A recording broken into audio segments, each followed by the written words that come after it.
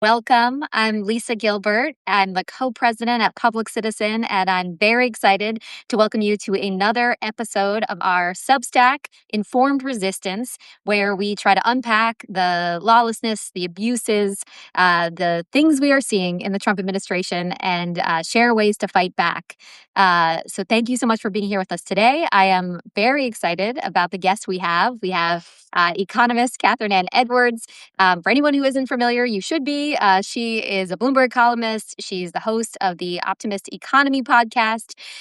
Just last month, she testified in Congress before the tax subcommittee of the Ways and Means Committee about the One Big Beautiful Bill, which I must put in air quotes because it is anything but beautiful. And she talked about how it's bad for American families, which we will unpack more today. And she's just written extensively about the many, many ways that the Trump administration is failing on the job for American families. So really excited to have you here today. Thanks for joining. Oh, thank you. Thank you so much for having me. Absolutely. Well, let's jump right in.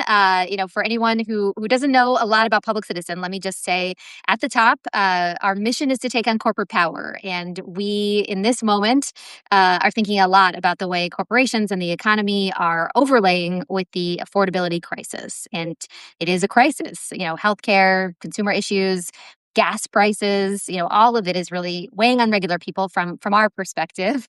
Maybe only second to corruption and the things people are saying they care a lot about right now. So I would just really love to start with a very big picture question for you, which is, what's your take as a economist on how the economy is doing right now, and just how the Trump administration's policies have changed things in the first year of his presidency? How the economy is doing right now, it's weak. It's been weak for a few years, and a lot of the issues that people are having can really be attributed back to a weak economy that is producing a labor market that has areas of weakness. Some people would say it's not weak; it's just slow. But for people who can't find a job, it's horrendous. And that as a result, the structural issues that we have had building in our economy for decades, a lot of them are coming right up to the surface. And in some ways, this is a time period where we're seeing a lot of our economic bills come due. Well, that makes sense. And I think, do you feel like there are policies that have happened? There's obviously the big ugly bill. That's what I'm going to call it. That the administration Oh, has passed. actually, call it the One Big Beautiful Bill Act because they hate that name now because it polls so horribly. So I just like to, I'm like, y'all, you were going to say One Big Handsome Bill. You went with One Big Beautiful Bill. I'm like, if you think this is beautiful, I think, you know what? Those are your words. So call it the One Big Beautiful Bill Act because that's what they wanted to call it. I don't support their rebranding. I guess when I testified last week or 2 weeks ago, they said it's the Working Families Tax Cut Act, and they just invented that on the fly and put it on the piece of legislation. So I'm going to hold them to their original title. Love that. Okay, that tracks. Let's call them out on their hypocrisy. Well, as you're thinking about that legislation specifically, and obviously the real life ramifications that people are feeling, can you talk a little bit about that? What people are experiencing because of the legislation, thinking about healthcare, other economic problems that people are really grappling with right now. Well, yeah, it's a terrible bill, top to bottom. It makes permanent a lot of the tax cuts that were made in 2017 in the Tax Cut and Jobs Act. This is largely to the benefit of the highest income and wealthiest households.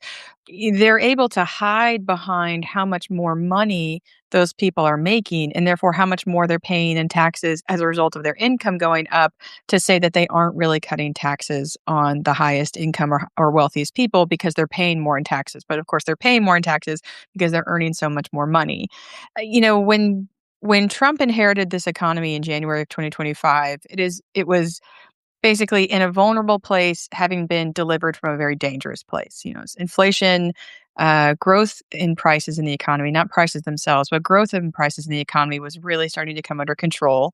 The labor market was weak, but it hadn't broken. Growth was being maintained. It was in a very tenuous place, but we were turning a corner from the kind of pinball ricochet that the economy had been through coming out of the pandemic. That was met with basically policy that tried to punch the economy in the face.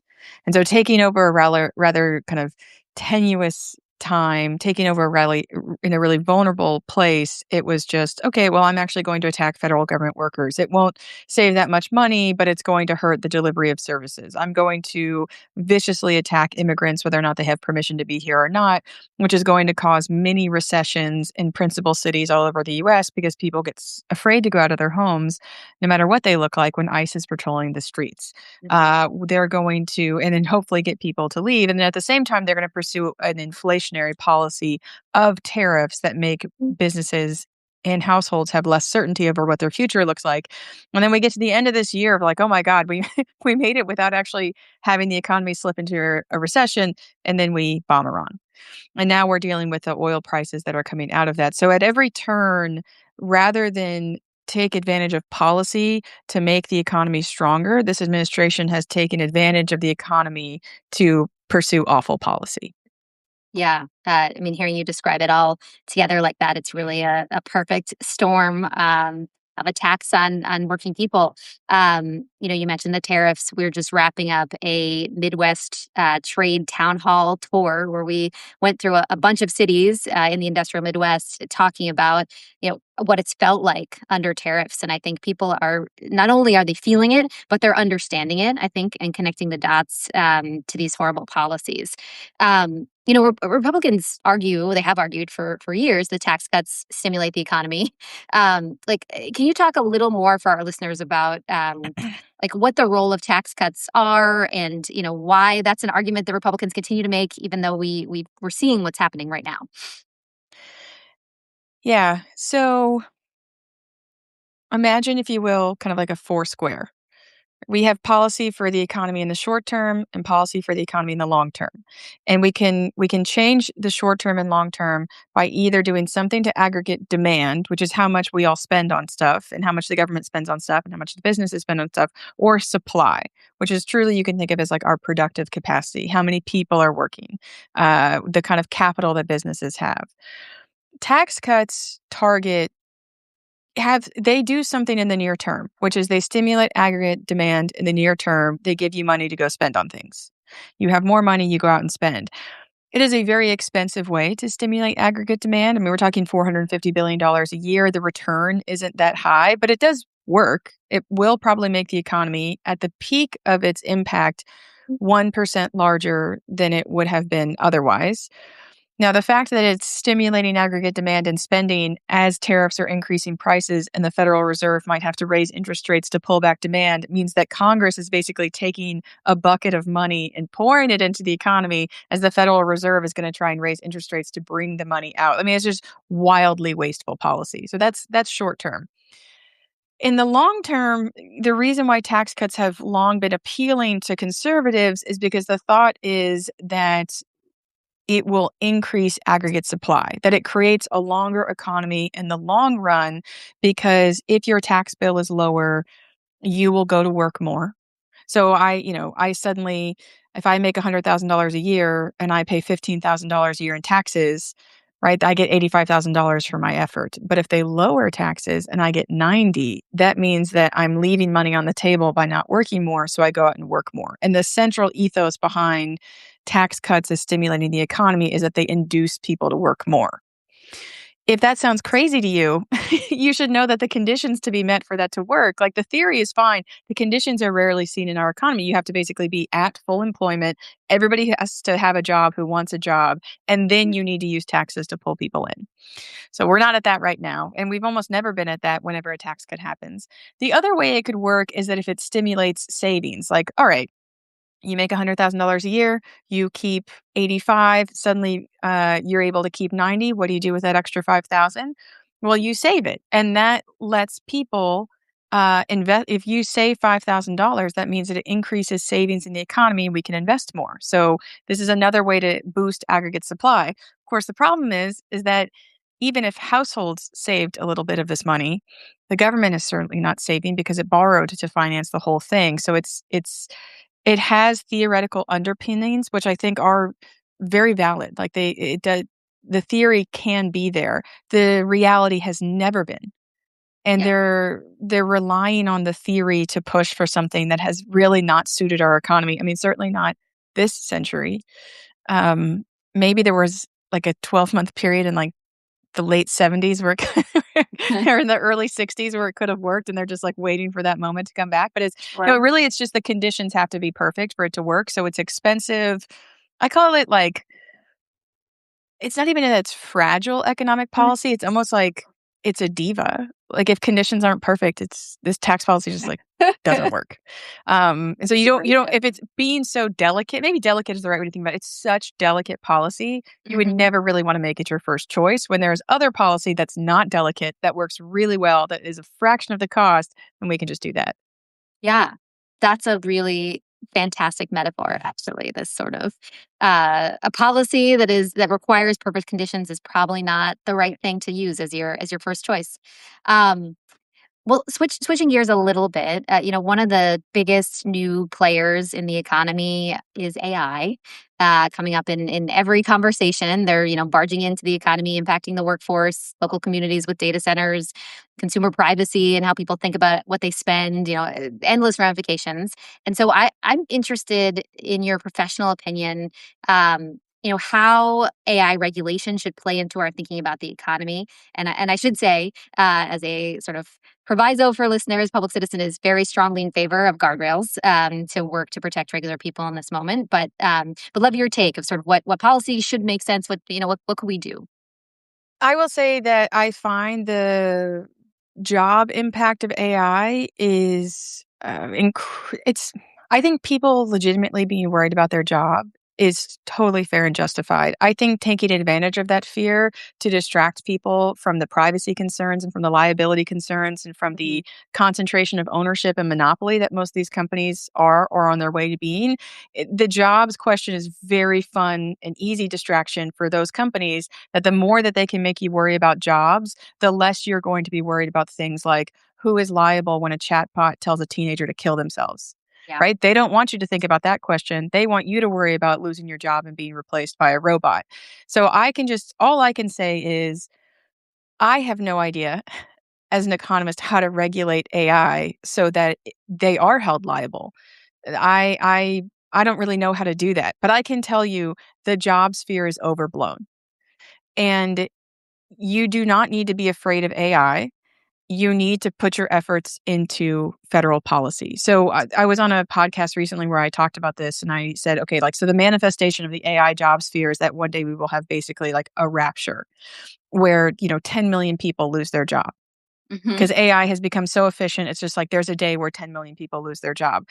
6 years ago, there was a day when 20 million people lost their job in the pandemic. And we structured federal policy to give them support, to keep them in their homes, to reinvigorate the labor market, to put money into the economy, and now they're all reemployed. That was a much sharper actual rapture of jobs in the economy, and we are okay. And the difference isn't that AI caused it, it is how policy responded to it. And if you're afraid Hmm. of AI, it is policy that will make the difference, not where the job loss comes from, but how policymakers and leaders respond to it. So we know AI will cause job loss, just like we know AI will cause job gain. Who benefits from you being afraid of it? If Such you're a looking at something, you're looking away from something else. And I think don't look away from the truly insidious, awful parts of what AI poses.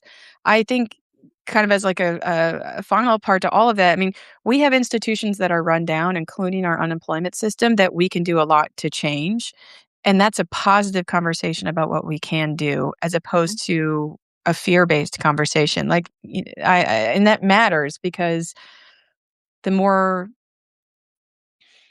I guess I think people are so afraid of the insidiousness of AI in the labor market, and I'm like, "Y'all, employers do a lot of insidious things without AI right now." Like, you're worried about surveillance? They surveil their workers. You're worried about wage and hour theft? They steal wages and overtime all the time. Are you're worried about what they're gonna do to employees on the job because they're using AI for performance?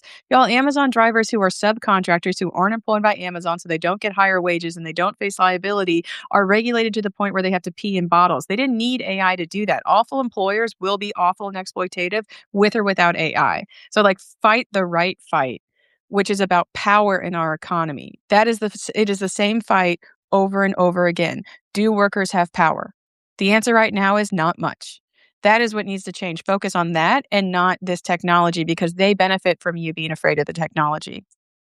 That's such a helpful framing. I think you're right that this is sort of the leading edge harm that people talk about now when we talk about artificial intelligence. And there are so many other factors, the environmental harms of the data centers, the privacy violations, the, you know, deep fakes that could impact our elections or, intimate images being made of us or the chatbot piece that you mentioned.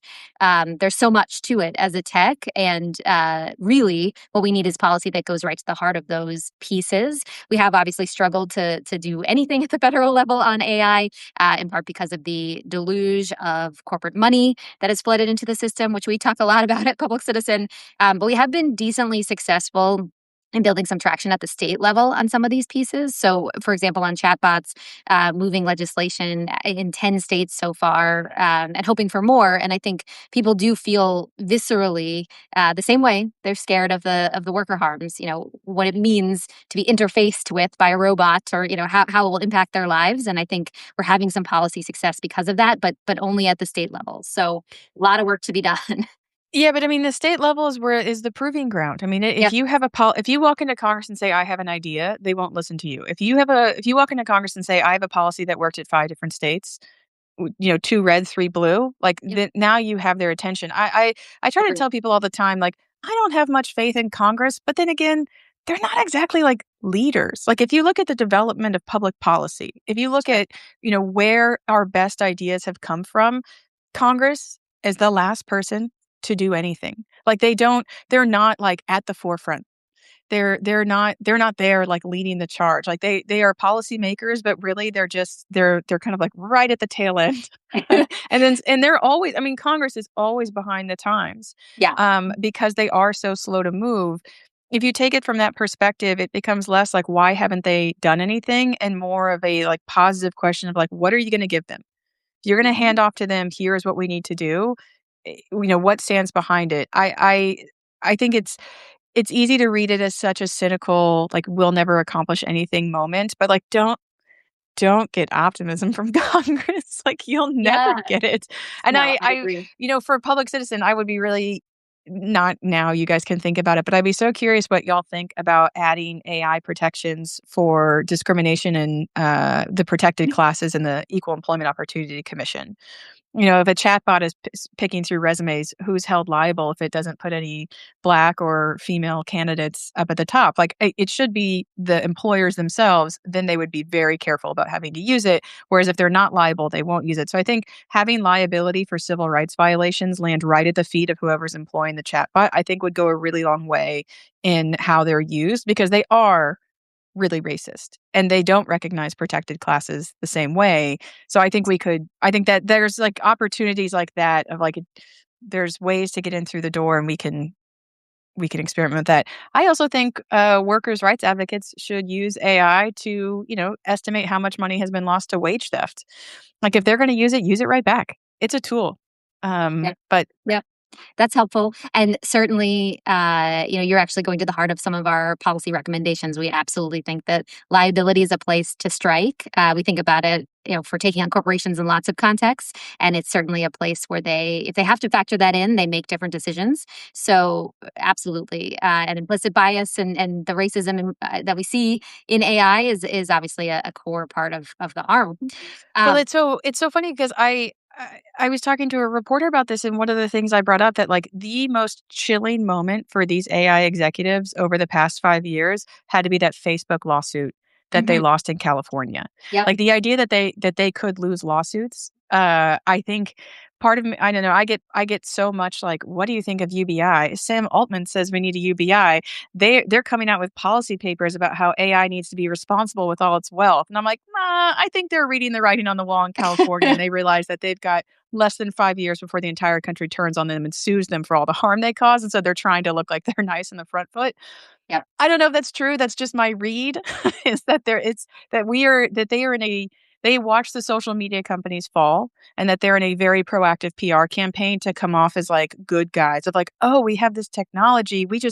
really want it to be used for good, and we're going to come out with white papers about like how much wealth we're all going to have and how we should do things about it. And at the same time, it's like, well, I don't see you endorsing a higher corporate tax rate. So I don't Yeah. know.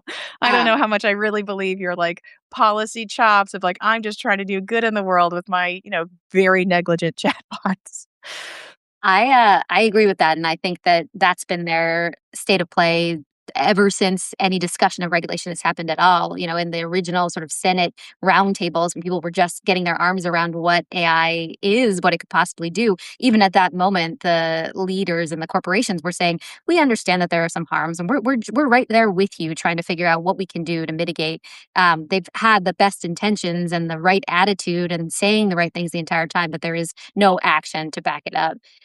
So completely agree. I want to ask you one more question. So a slight pivot and also maybe distinct from what you want to talk about, since you're saying Congress is not the place for action. However, I want to ask you, if the House flips or if this House and Senate flips, we could be in a different situation for laying out some of these policies, for thinking about what we can do to help regular Americans. You talk about some of this on your podcast, and so would love to just get a little bit of what you think could deliver better outcomes for the American people, and where we should be trending if we're able to sort of put things forth or hold hearings or do oversight. What should we do? How should we talk about it? Okay. This is with the caveat that I know nothing about politics, and I'm very not a politically astute person. I'm sure that's not true, but continue on. It's not, I feel out of my depths when people are talking about like, but this group went this way. And I'm like, I don't know. These people are okay. So let me start with that caveat. If the Democrats take majority of the House and Senate in this election, they are constrained by a problem 25 years in the making, which is an absolutely shocking level of debt and a deficit that is running 6 to 7% the size of our economy. That is crippling to policy because we have to change the revenue side before we can move forward. The revenue side is constrained. Trump is still president, and the One Big Beautiful Bill Act is his signature achievement. So if he is not going to be able to walk that back, that means that on the revenue side, there's not much we're going to be able to do over the next 2 years. So what I would expect and what I would hope for is that with majority, they can go after regulations, things that don't add to the deficit or the debt, right? That's gonna take really big legislation that needs time to develop, but they can go after things like the minimum wage, paid sick days, overtime laws, OSHA regulations. They can slide in some AI protections, right? They can go through the regulatory side of labor and really start generating quick results for the economy. Right? You get the minimum wage on a path up to, the latest I've seen is that it should be around 1750 on the federal level. So put it on a path for a 5-year increase to 1750. Get the tipped minimum wage up, if not end it altogether. Change the overtime provision so that white collar workers get overtime again. Peg it at like $65,000. Like they can push through a lot of these regulatory things. It doesn't really add to the debt or deficit. It doesn't change federal spending that much. It really just regulates employers, and it's long overdue. And somewhere between 15 and 35 states have done it all already. And wouldn't you know, they haven't descended into communism or depression. So I think that's probably that to me, that seems like the most natural path of like before you really tackle the giant, which would be more helpful with a White House in our favor or in Mhm. Democrats' favor. I shouldn't our favor, but they, before you have the triple majority, like go after what you can that is not going to be held up with Democrats spend too much money and regulate the labor market. That's where you get the most wins for workers. I mean, no tax on overtime is such a sham. No tax on tip is such a sham. I mean, that's all a sham because first off, it's not true. And second off, it's basically saying that there are people out there who are bad employers who don't pay people that much money, and it's the taxpayer's job to fix it. No, they're doing a service. They're selling labor to an employer, and they're worth more money. And if you really think that, you wouldn't have the tax system correct for it. You'd have the labor regulatory system correct for it. And it wouldn't matter what your household status is. It wouldn't matter who lives there or how much money they make or when you file. And you wouldn't have to wait until March or April of the following year. You get more money in your paycheck the day that you earn it. That's what it should look like, and that's Yeah, what we can do in December. Oh, I guess wait, great. hold on, I guess January. I Not guess you so, have to but wait yeah. for them to I guess you have to wait for them to come into office. Again, politics is not my strong suit. No worries. The timing aside, that I mean, really interesting, and I think takes us back to our earlier discussion about what is the utility of taxes and the taxation system and other mechanisms and how to think about fixing the economy with other tools. So I really appreciate that as an assessment and a set of things that we can implement quickly, in a moment that, as you say, we can say me because we are opposing Trump's lawlessness. We'll still have our wannabe dictator in the presidency, but we will have hopefully the ability to do some other things. So that is just super useful to hear Yeah, and fleshed out. I'm a labor economist, so, like, I really am like, labor market regulations, here's my favorite 10. But I mean, I Mhm. think in every aspect of, like, same thing with AI, same thing with with environmental. I mean, the regulations, putting them into law and getting them in, and I can say about the labor regulatory policies that those are incredibly popular. Yeah. Yeah. Incredibly, incredibly popular. Like, if you just wanted to do something that people like, raise the minimum wage. I mean, it polls in the 80s of, like, just people could not be more desperate for Congress to do something about the minimum wage. They won't do it. So we can do that easy.